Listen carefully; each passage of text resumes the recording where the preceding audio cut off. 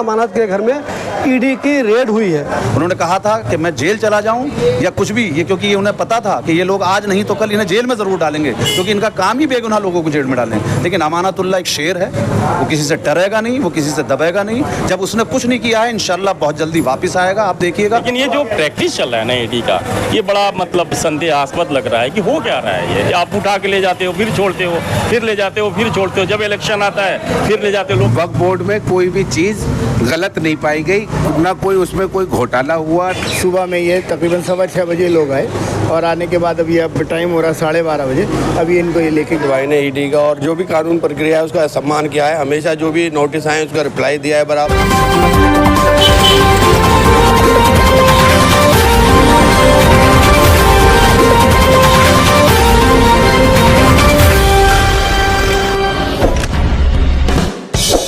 दोस्तों, मैं अभी बटला हाउस के मुरादी रोड पे हूँ।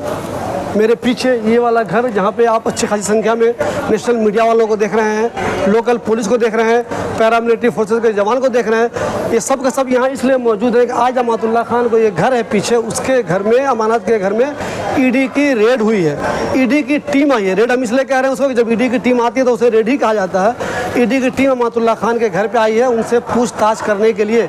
अब सब लोगों को मालूम है अमानतुल्लाह खान पे पहले भी ईडी की रेड हो चुकी है, एसीबी की रेड हो चुकी है बहुत पहले से। आज भी उनके यहाँ ये रेड हुई है, इसलिए नेशनल मीडिया भी बहुत ज़्यादा है, लोकल पुलिस भी बहुत ज़्यादा है और पैरामिलिट्री फोर्सेस के जवान भी बहुत ज़्यादा हैं। अब तक अमानतुल्लाह खान से पूछताछ हो ही रही है, लगभग 6 घंटे हो चुके हैं। इस दौरान उनसे क्या पूछताछ हो रही है, उन्होंने ईडी को क्या जवाब दिया, ईडी ने उनसे क्या पूछा, ये तो अमानत जब मीडिया के सामने आएंगे तो मालूम चलेगा। फिलहाल मैं आपको बता दूँ, आप सब लोग ये जानते हैं कि अमानतुल्लाह खान पे इल्ज़ाम है कि जब वो दिल्ली वक्फ बोर्ड के चेयरमैन थे तो चेयरमैन रहते हुए उन्होंने अनियमितताएँ की। उन पर यह इल्ज़ाम है, कोई भी इल्ज़ाम उन पर अभी तक साबित नहीं हुआ है। ऐसा उन पे इल्ज़ाम है कि जब वो दिल्ली वक्फ बोर्ड के चेयरमैन थे तो उन्होंने वक्फ बोर्ड में बहुत सारे लोगों को गलत तरीके से भर्ती किया।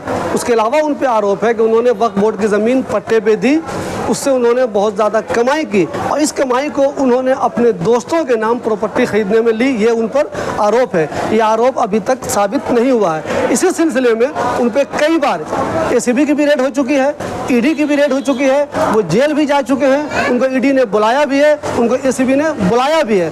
बहुत पहले जब एसीबी की टीम यहाँ पे आई थी तो अमानत एसीबी पहुँचे हुए थे, उनसे पूछताछ जारी थी, फिर भी एसीबी की टीम उनके घर आ गई थी। बहुत ज़्यादा हंगामा हुआ था, तब अमानत के समर्थकों ने बहुत हंगामा किया था। ये कहा था कि जब अमानत खुद एसीबी की टीम के पास पहुँचे हुए हैं तो यहाँ टीम क्यों आई हुई है। लेकिन आज न कोई हंगामा हो रहा है, कुछ नहीं हो रहा है। ईडी की टीम यहाँ पे आई हुई है, उनसे पूछताछ जारी है, 6 घंटे से पूछताछ जारी है।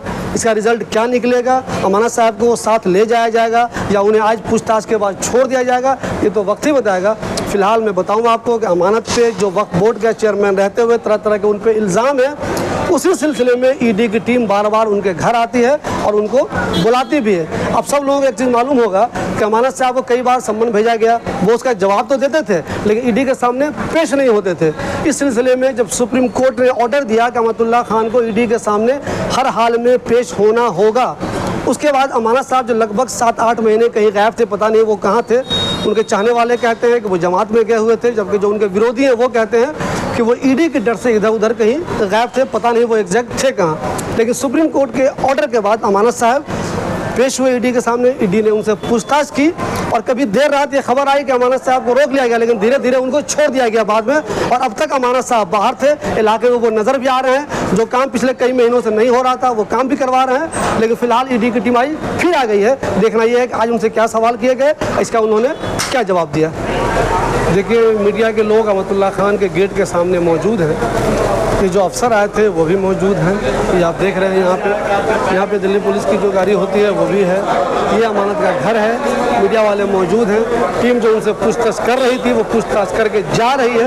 ये हम आपको एग्जैक्ट बता नहीं कर सकते अभी तक कि अमानत साहब से पूछा क्या गया और इसका उन्होंने जवाब क्या दिया। देखिए, मीडिया के सामने ये रस्साकशी विजुअल लेने के लिए होती है। अब सब जानते हैं हम मीडिया वाले विजुअल के भूखे होते हैं। इसी सिलसिले में ये मीडिया वाले जितने आपको यहाँ पे दिख रहे हैं वो सिर्फ इसलिए मौजूद हैं कि अंदर का विजुअल लिया जा सके।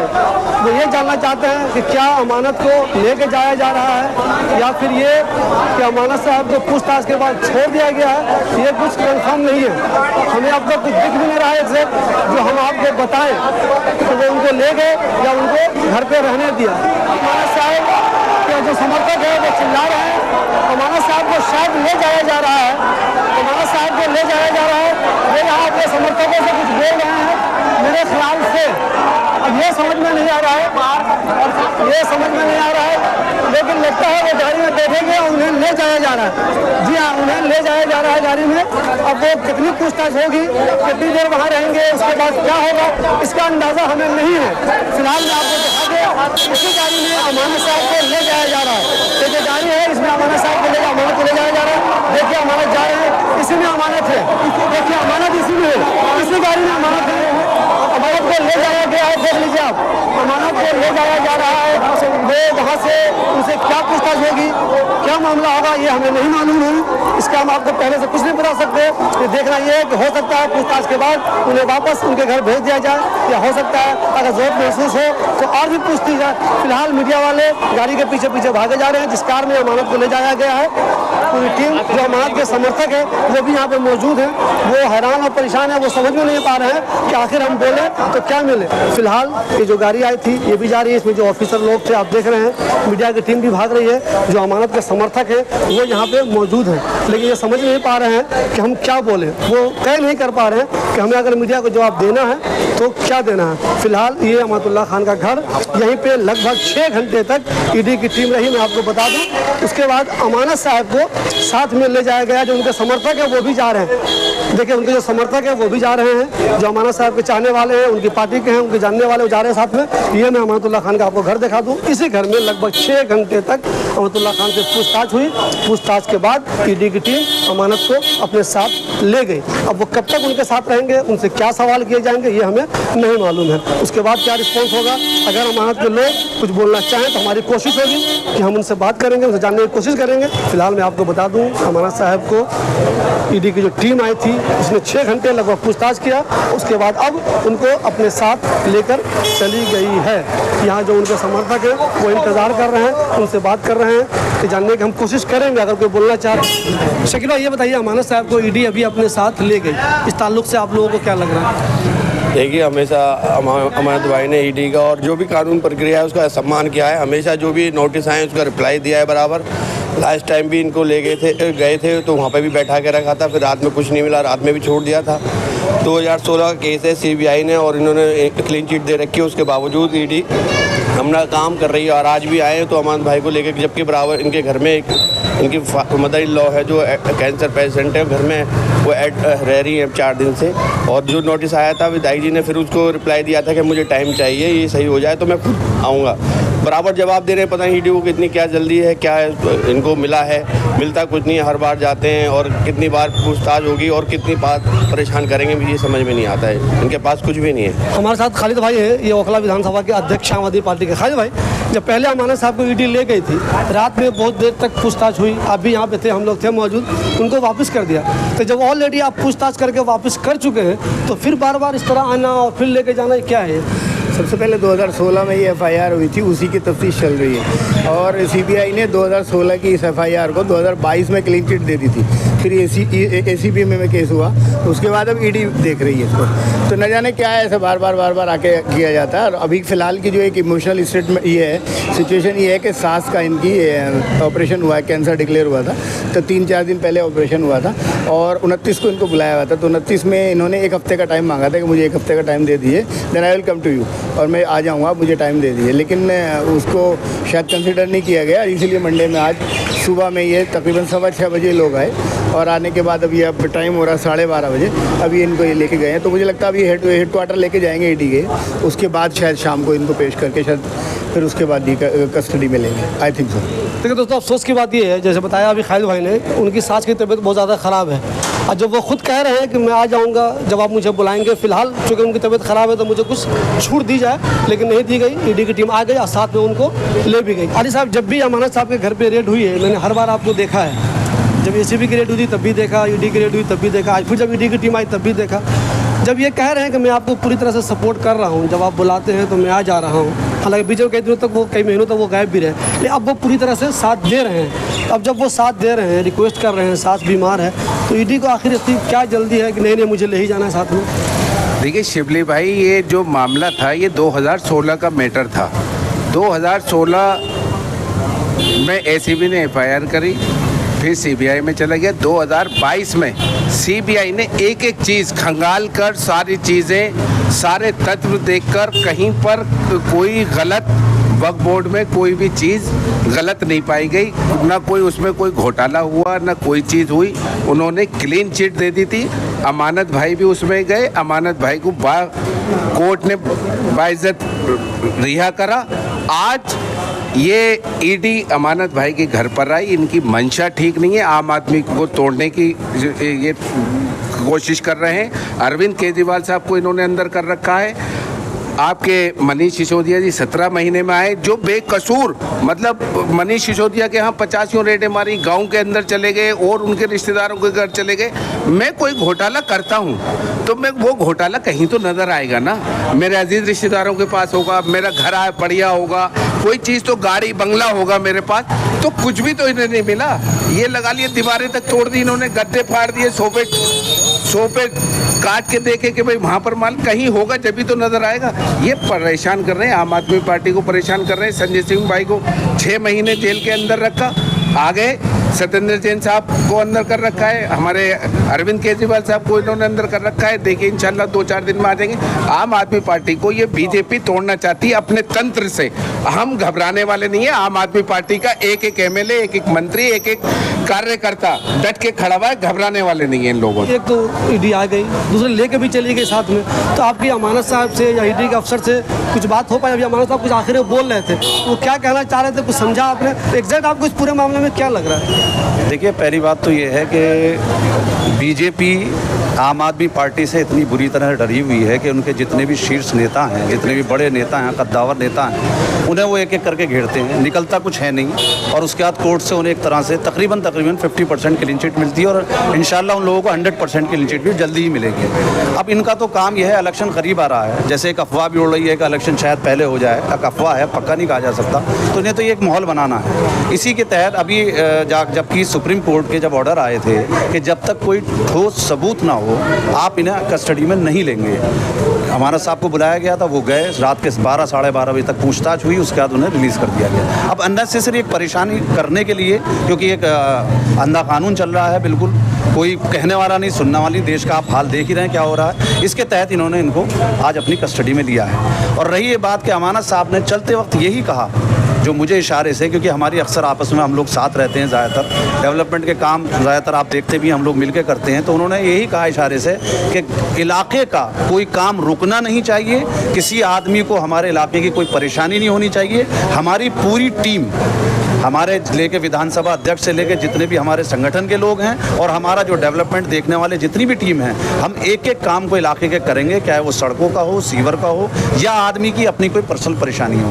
उन्होंने कहा था कि मैं जेल चला जाऊं या कुछ भी, ये क्योंकि ये उन्हें पता था कि ये लोग आज नहीं तो कल इन्हें जेल में ज़रूर डालेंगे, क्योंकि इनका काम ही बेगुनाह लोगों को जेल में डालें। लेकिन अमानतुल्लाह एक शेर है, वो किसी से डरेगा नहीं, वो किसी से दबेगा नहीं। जब उसने कुछ नहीं किया है, इंशाल्लाह बहुत जल्दी वापस आएगा। आप देखिएगा, मेरे अल्फाज आप रिकॉर्ड करके रखिएगा, बहुत जल्दी इंशाल्लाह कोर्ट से वो फ्री होकर घर आएंगे। और आपको मैं वादा करता हूं उनके बिहाफ पे, हमारी पूरी टीम इस चीज़ पे वादा करती है कि इलाके के अंदर किसी तरह का कोई डेवलपमेंट का काम रुकेगा नहीं। आज भी जो काम चल रहे हैं खरीउल्ला पर चल रहा है, तैमूर नगर में हमने अभी स्टार्ट किया है, वहाँ हमारी वाल्मीकि कॉलोनी है, वहाँ के लोग क्योंकि बुरे हाल थे, उनका काम शुरू किया गया है। ये सारी चीज़ें प्रॉपर बहुत बढ़िया तरीके से चलेंगी, इलाके में किसी तरह की कोई परेशानी नहीं होगी। एक आपसे आखिरी सवाल, अमानत साहब जब पिछली बार एक उम्मीद बनी कि शायद वो जेल चले जाएं, तो उन्होंने एक लेटर जारी किया था और आपको उन्होंने अपना रिप्रेजेंटेटिव बनाया था। तो उससे एक बात तो साफ साबित होती है कि इस इलाके में जितने भी लोग हैं, हुमैद साहब अमानत साहब के सबसे भरोसे का आदमी है, ये तो कंफर्म है? नहीं, सभी लोग भरोसे के हैं, ऐसा कुछ लेटर उन्होंने आपको देखिए ऐसा है, मैं वो सिर्फ ये वजह थी कि देखिए काम में देख रहा हूँ, मालूमात ज़्यादा है, बाकी जो जिस चीज़ को जुड़ा हुआ है, जो संगठन देख रहे हैं, उन्हें सब पॉलिटिकली मामले उन्हें देखने हैं। तो कोई ये नहीं है कि मैं कोई स्पेशल हूँ, सभी लोग अमानत जी की पूरी टीम उनके लिए स्पेशल है और सभी उनके दिल के करीब हैं। आज आप ये देख ही रहे हैं कि सुबह से जैसे जिसे खबर लगी,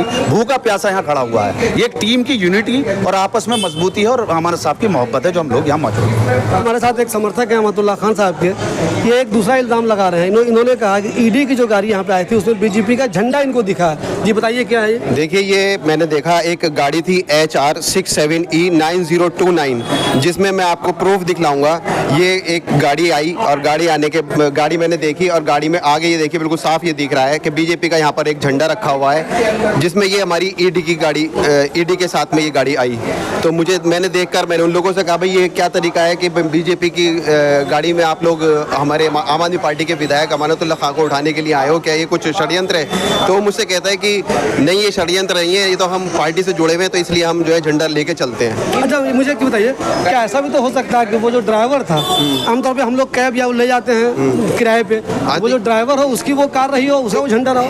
अगर उसके अंदर वो आला कमान ईडी के आला कमान अधिकारी आ रहे हैं तो उनको उस झंडे का तो दिख रहा होगा कि हम जहाँ रेड डालने जा रहे हैं वो आम आदमी पार्टी के विधायक हैं और कद्दावर विधायक हैं, जिन पे बहुत दिनों से ईडी के मुकदमात चल रहे हैं।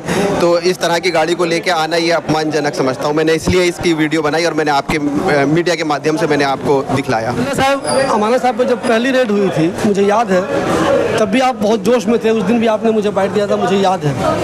उसके बाद जब कई बार रेड हुई तो बहुत लोग था सुस्त हो गए, हल्के पड़ गए, उन्होंने लगा फंस ना जाऊँ, कोई बात ना हो जाए। आज फिर यहाँ पे रेड हुई है, मैं देख रहा हूँ आज फिर आप मौजूद हैं। आज वाली रेड के ताल्लुक से आप क्या कहेंगे? देखिए, रेड से फंसने और नहीं फंसने की बात नहीं है। डेमोक्रेसी में सबको बोलने का अधिकार है और हम किसके दरवाजे पे खड़े हैं, यही सोचने वाली बात है ना। हमारा MLA है, MLA के दरवाजे पे खड़ा होना, उसके बुरा वक्त में खड़ा होना कोई कानूनी अपराध नहीं है। लेकिन ये जो प्रैक्टिस चल रहा है ना ईडी का, ये बड़ा मतलब संदेहास्पद लग रहा है कि हो क्या रहा है ये। आप उठा के ले जाते हो, फिर छोड़ते हो, फिर ले जाते हो, फिर छोड़ते हो। जब इलेक्शन आता है फिर ले जाते हो। लोकसभा के इलेक्शन में वही ड्रामा हुआ, अभी विधानसभा का इलेक्शन आने वाला, फिर वही काम कर रहे हो। तो आपको कितना दहशत है अमानतुल्लाह खान साहब से, ये बड़ी परेशान करती है। और हम लोग को तो अमानतुल्लाह खान हमारी हिम्मत है, तो उस हिम्मत से हम लोग डरने वाले नहीं हैं। और डरने की क्या बात है इसमें? हम कोई अपराध नहीं कर रहे हैं, हमारा अपना अधिकार है। हमने कभी पुलिस के किसी काम में कभी को भी बाधा नहीं डाला। पुलिस ने बोला पीछे हटो, हम पीछे हट गए। पुलिस बोलती है वहाँ चले जाओ, वो तुम्हारा दायरा है, हम उस दायरे को मानते हैं। लेकिन ये जो हो रहा है ना अमानतुल्लाह खान के साथ, ये बहुत दुखद है। अब किस लिए हो रहा है, क्यों हो रहा है, ये आवाम को सोचना पड़ेगा, पूरे हिंदुस्तान के आवाम को सोचना पड़ेगा कि क्या कोई क़यादी आपका क़यादत नहीं कर सकता? ये कैसा दौर आ गया है? आप देख रहे हो क्या हो रहा है हिंदुस्तान में। तो अमानतुल्लाह खान एक मुस्लिम MLA, इसके वजह से हो रहा है। ओखला के MLA, इसके वजह से हो रहा है। आम आदमी पार्टी के एक गद्दार MLA, उसके वजह से हो रहा है। हो सकता है इस क्यों परेशान किया जा रहा है, ये आवाम को सोचना है।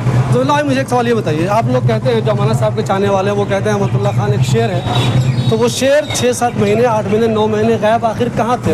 वो ईडी के सामने पेश क्यों नहीं हो रहे थे? अब तो वो पेश हो रहे हैं, बीच में आखिर वो कहाँ चले गए? अगर उनको लगता है कि मैं बेकसूर हूँ, मैंने कोई गलती नहीं की है, तो ईडी के सामने पेश होने में क्या दिक्कत है? क्या उन्हें लगता है फंसा दिया जाएगा? वो क्यों डरते हैं ऐसा? देखिए, ये हिंदुस्तान में जो बीते 10 साल में जो प्रैक्टिस चल रहा है, तरह तरह के क़यादत किए जा रहे हैं, तरह तरह के प्रैक्टिस हो रहा है। ये प्रैक्टिस एक डरावना प्रैक्टिस है। ये लोकतंत्र अमानतुल्लाह खान के लिए डरावना प्रैक्टिस नहीं है, ये देश के लिए डरावना प्रैक्टिस हो रहा है। आप देखो किस तरह के कानून बनाए जा रहे हैं। और जहाँ तक आपने बात बोला कि अमानतुल्लाह खान शेर हैं, अमानतुल्लाह खान शेर हैं, शेर थे और शेर ही रहेंगे। देखिए, कानूनी है, कानून ने उनको पकड़ा है, कानून को मानने वाले आदमी हैं। ईडी आती है, बुलाती है, जाते हैं। वो 6-7 महीने कहाँ थे, नहीं थे, ये भी एक मसला है। जिस मसले का जवाब उन्होंने दिया कि मैं जमात में गया हुआ था, मेरा कुछ अपना व्यक्तिगत नहीं, हर MLA का, हर आदमी का अपना व्यक्तिगत लाइफ होता है, पर्सनल लाइफ होता है, उस पर तो हमें कुछ नहीं बोलना चाहिए। लेकिन ये जो हो रहा है ना, ये सोचना है। मैं बार बार आपके चैनल के माध्यम से आवाम को बोलना चाहता हूँ, ये आपको सोचना पड़ेगा। कोई नेता कुछ नहीं कर सकता जब तक लोकतंत्र में जनता नहीं जगेगी। आपको जगना पड़ेगा। आज अमानत का नंबर है, कल किसी और का नंबर में। देखो ना दलित सेफ है, ना माइनॉरिटी सेफ है। क्या हो रहा है, किस तरह के कानून आ रहे हैं देश में। ये बहुत डरावना सीन है और आने वाले भविष्य में ये देश के लिए खतरा है, इसको सोचना पड़ेगा। ये जो हमारी एजेंसीज है ना, इनको एक आज़ाद एजेंसी की तरह काम करना चाहिए। अभी हमारे भाई साहब ने बोले कि ईडी के गाड़ी में बीजेपी का झंडा, ये मजाक बात नहीं है। और किसको अरेस्ट करने आए हो आप? एक आम आदमी को नहीं अरेस्ट करने आए, MLA को अरेस्ट करने के लिए आए हो। अगर आपने हायर भी किया, आपने कैब भी हायर किया, तो ये आपकी रिस्पॉन्सिबिलिटी बनती है कि उसमें बीजेपी का झंडा नहीं होना चाहिए। तो ये क्या हो रहा है, ये किस तरह का प्रैक्टिस हो रहा है देश में? ये बहुत सोचने वाला, बहुत बहुत बहुत दुखद है। मैं बार बार बोला, बहुत परेशान करने वाली ये बात है।